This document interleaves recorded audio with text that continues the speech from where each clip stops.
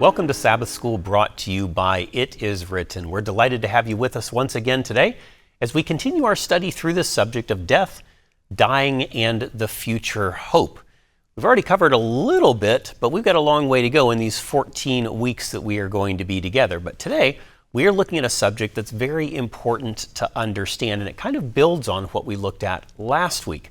Because last week, we looked at how sin came into the world and how Adam and Eve were deceived by the adversary. But this week we're going to unpack that a little bit more, because it seemed like God said, if you ate from the tree of the knowledge of good and evil, you would surely die, and the adversary said you wouldn't surely die. Looked almost like the adversary was right and God was wrong. We unpacked that a little bit. Hopefully you caught that one. If not, you can catch it on the replays. But this week we're looking at a subject that builds right off of that, and that is human nature. Understanding human nature. This is week number 3, lesson number 3. And here to guide us through this lesson and the remaining lessons in this quarter is the author of the Adult Sabbath School Bible Study Guide, and that is Alberto Tim. He's an associate director of the Ellen G. White Estate. Alberto, welcome back. It's always a joy to be with you. So this subject now, understanding human nature, it sounds like it's not the simplest thing in the world. It sounds like maybe understanding human nature, some of us may not even know what is meant by human nature, and there are some different viewpoints out there. What are some of the major viewpoints on human nature, and why is this important for us to understand? Of course, there would be plenty of discussion to this topic.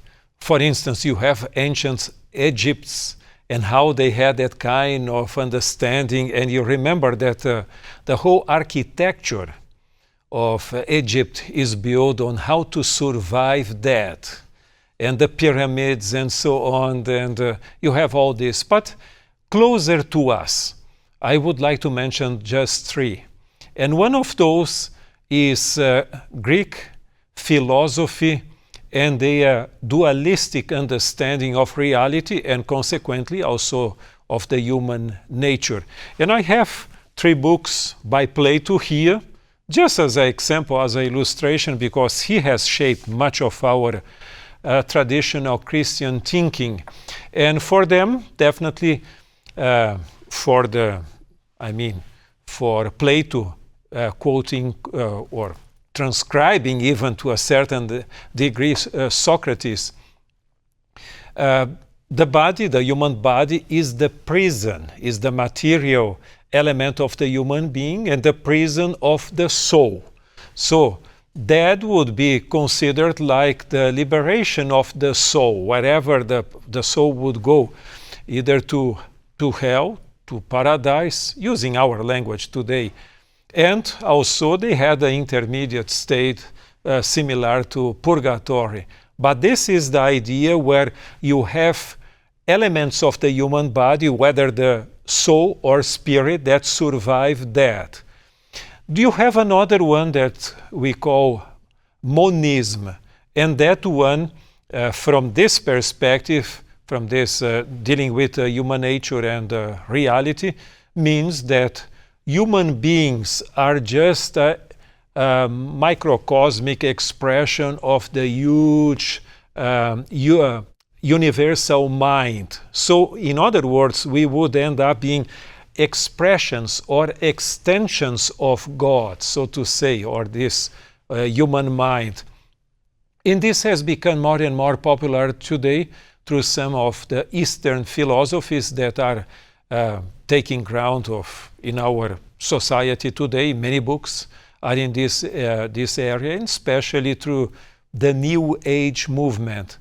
And the third one that I understand that's the biblical point of view is the holistic one, not with H at the beginning, but with WH.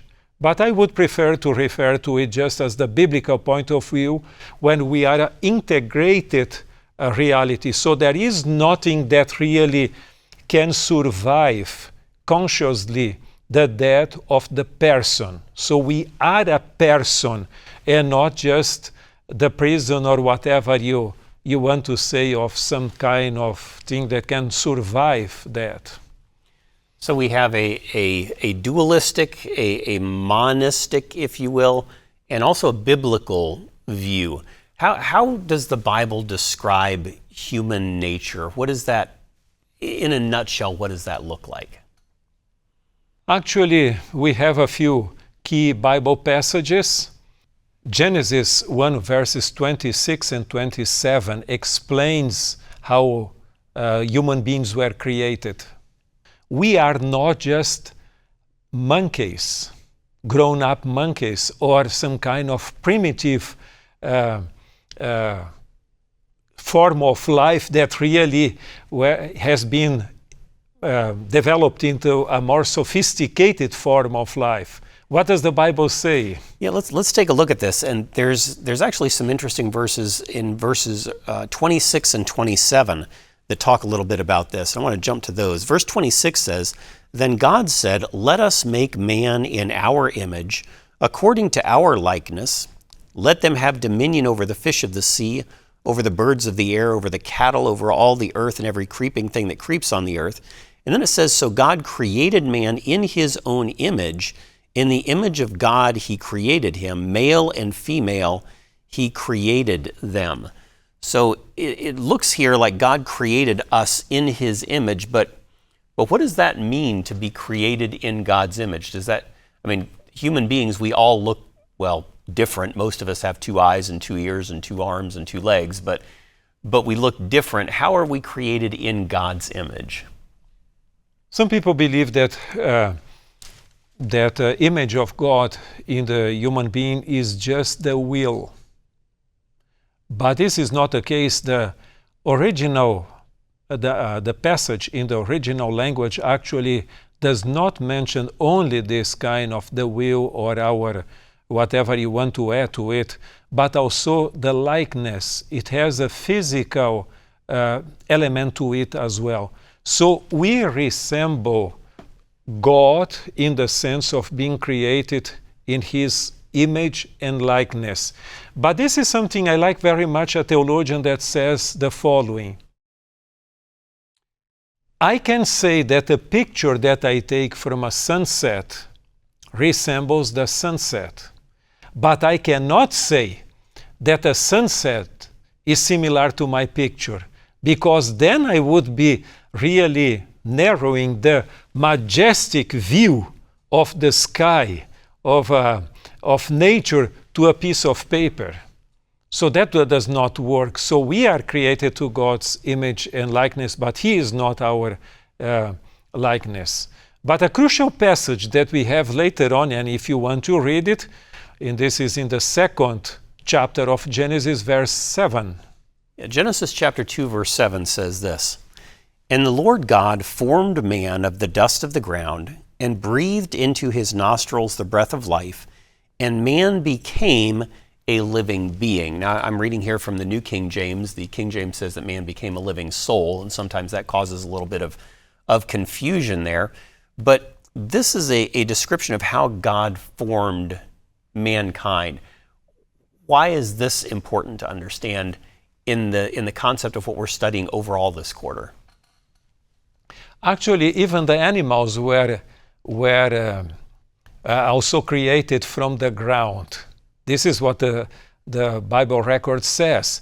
But in regard to the human being, there was a special work that God performed, shaping the ground into the figure of a human being. And then came and God breathed the Ruach, his spirit, and it became really a human being or a human soul. So it does not mean, if we would take the translation of soul there, it does not mean that we have a soul. We are a soul as such. So you have that kind of concept that is integrated and not something that you can say, well, now you have one portion that dies, the other one survives that. No, it's a whole package as such.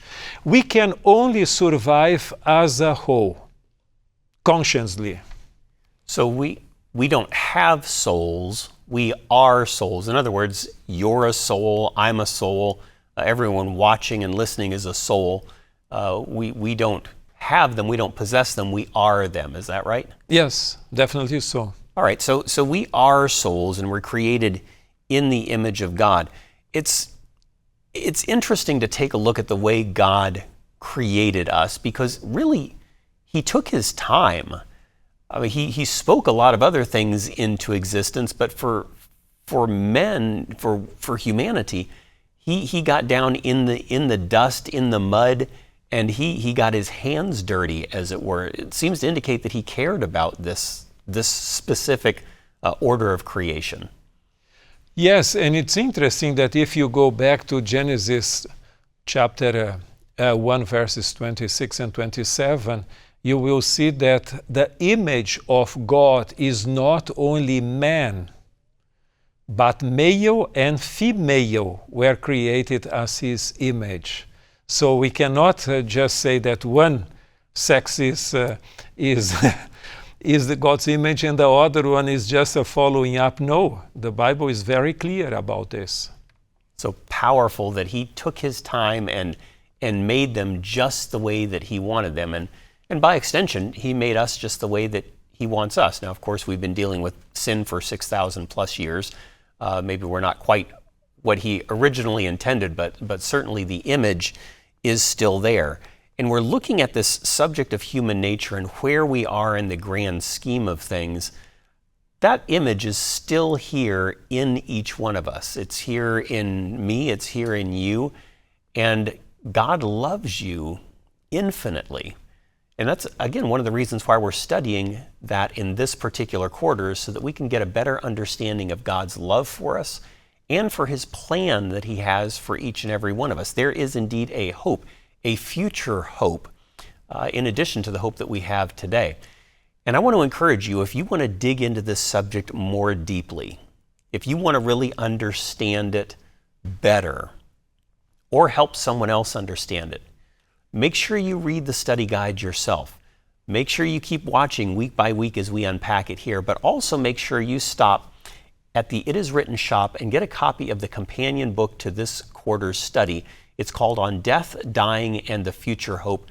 The author is Dr. Alberto Tim, and you can find that at itiswritten.shop. Again, that's itiswritten.shop.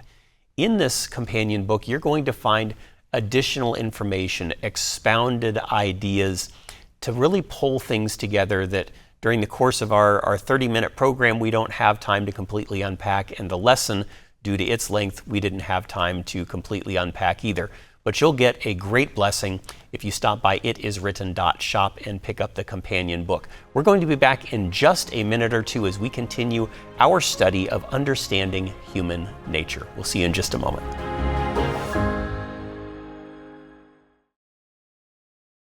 Thank you for remembering that It Is Written exists because of the kindness of people just like you. To support this international life-changing ministry, please call us now at 800-253-3000. You can send your tax-deductible gift to the address on your screen, or you can visit us online at itiswritten.com. Thank you for your prayers and for your financial support. Our number again is 800-253-3000, or you can visit us online at itiswritten.com. More and more people are watching It Is Written TV. They're watching their favorite It Is Written programs, listening to inspiring sermon series, and much more. They're watching them here, and even here. See for yourself why people are turning to It Is Written TV to watch their favorite Christian programs live and on demand. Watch It Is Written TV for free anytime on Roku, Apple TV, and at itiswritten.tv.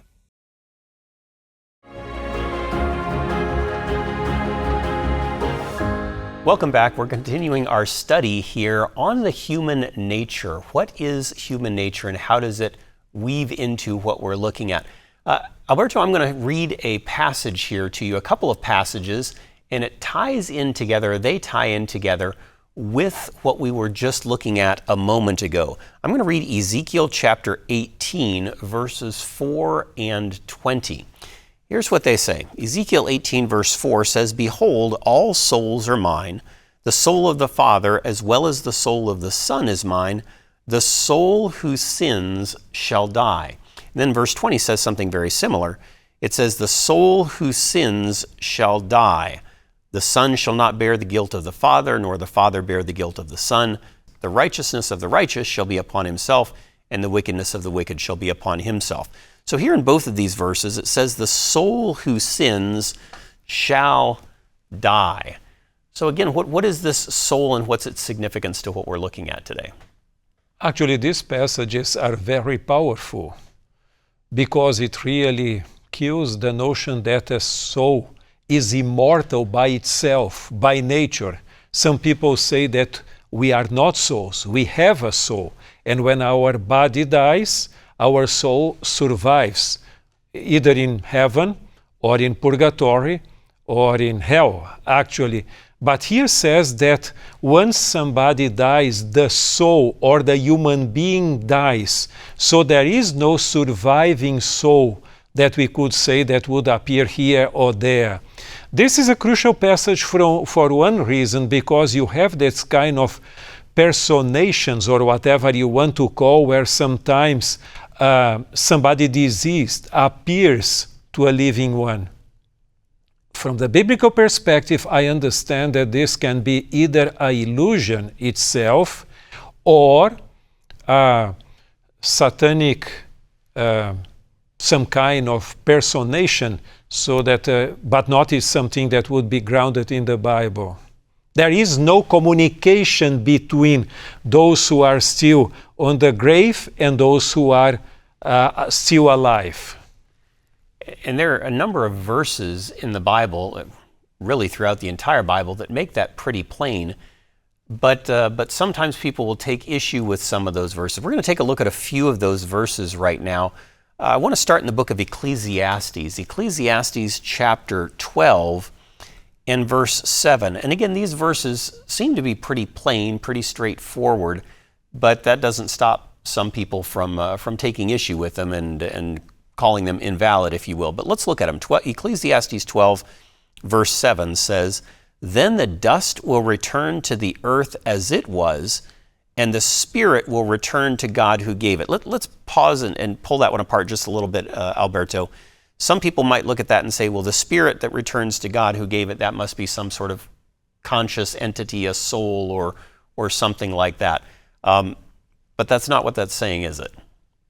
Well, actually, this is the reversal of Genesis 2:7, because Genesis 2:7 speaks that there was the human body and it was not alive till God really, the Spirit of God, God sent the Spirit or so. In other words, the principle of life came and that brought a person alive. And now it goes back. When he dies, this life, this principle of life stops flowing. We cannot explain how it comes, how it does. We know that our life is dependent on God. It's not an extension of God, because otherwise we would become divine, but He provides us our life, and our life is dependent on His creative sustaining power. This is what it says here, is that it just stopped. Life is gone, but does not mean that this not being alive means that now your spirit becomes starts to abide in a without a body, some kind in close to God. All right, and there's a few other verses that are also worth our time looking at. One of them, another one, is still here in the book of Ecclesiastes. These verses are Ecclesiastes 9. We'll look at verses 5, 6, and 10. Verse number 5 says, "For the living know that they will die, but the dead know nothing, and they have no more reward, for the memory of them is forgotten. Also their love, their hatred, and their envy have now perished. Never more will they have a share in anything done under the sun." Then verse 10 says, "Whatever your hand finds to do, do it with your might, for there is no work or device or knowledge or wisdom in the grave where you are going. I want to get a couple more verses here, and then Alberto, I'm going to invite you to weigh in on these and tie some things together here. Psalm 115. Psalm 115, verse number 17 says this: "The dead do not praise the Lord, nor any who go down into silence." And finally, Psalm 146, verse number 4, which says, speaking of a person who dies, "His spirit departs, he returns to his earth. In that very day, his plans," or the King James says his thoughts, "perish." Now, all of those verses seem pretty straightforward, pretty cut and dry, easy enough to understand. Why do some people still have problems understanding this pretty simple concept from the Bible? Well, I think that these passages are not ambiguous. They are very clear. But one of the main arguments raised against these passages is that they are from poetic books. So you cannot build doctrines based on the poetic books or poetic language, so to say. Well, of course, we know that poetry can be sometimes ambiguous. And you say something that's not so clear. But at the same time, I would say, if poetry does not count, why then it was recorded in the Bible? So I should really take all the poetic books out of the Bible, and you have even poetic language even in the book of Revelation.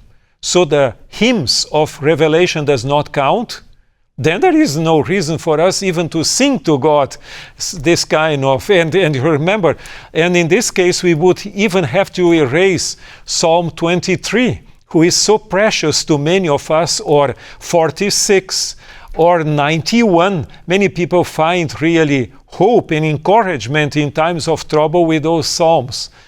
And I don't know, but one author even stated that the book of Psalms is the favorite book of Jesus, because he quotes sometimes. I am not saying exactly that is the case, but at least the point is the language used in the Psalms, or the language, the poetic language that you just mentioned, is it in harmony with the rest of the scriptures? This kind of expressions, poetic expressions, they are in agreement with the rest of the scriptures. And I believe so, because the Bible hope in the Old Testament, in the Christian hope in the New Testament, never puts the hope in the natural immortality of the soul. Is always on the resurrection of the body. So in this sense, the resurrection makes only sense if the person is still unconscious. If the person would be already in his or her reward, whether in heaven or in hell, there is no need for the resurrection of a body that is completely decomposed, does no longer exist, if it was completely destroyed by fire or whatever is the case. And you could even ask something else. But why? How can God raise somebody from the non-existence back into existence? I don't know if you ever thought about this. We have no way to explain everything that we would like to, because the Bible provides answers to what is important for our salvation.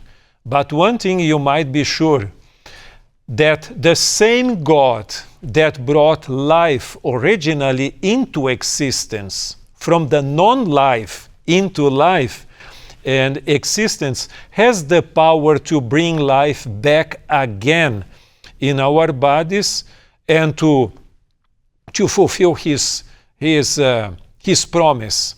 How it will happen, how the resurrection takes place, and brings us back to our own identity. So Eric, that you are Eric and I am Alberto, or so, and you that are listening to us, this is something that only God can explain, but we know that this is the case. Alberto, let me ask you one other question here as we're kind of drawing to a close in this week's lesson. The Bible talks in several places about so-and-so resting with their fathers, dying, as it were, but it uses this language of resting with their fathers.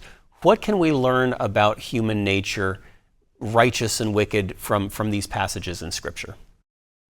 Well, some people would use these passages to say that now they are in a gathering somewhere. Well, the person dies and has a gathering in paradise with a family, with the relatives that already passed away. But this is not the meaning of the passage.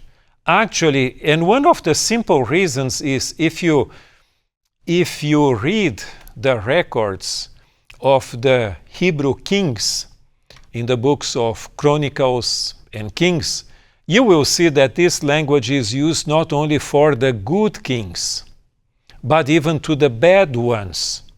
In this case, you would need to admit, if the person would be going to a special place of a family gathering, that even the bad kings were taken to that same place. They together, the bad and the good, had to live together in a place. This does not make sense. It just means that the king or the person rested after his or her lifetime and is there. And this idea of belonging to the land where I was born, to my family, is something very meaningful in biblical language and in the Middle East.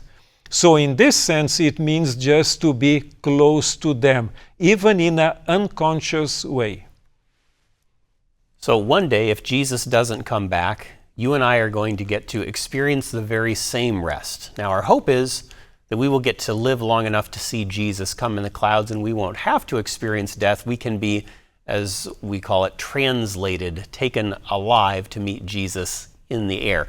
That's our hope and our prayer. But right now, he hasn't come back yet, and so we can look forward to that day.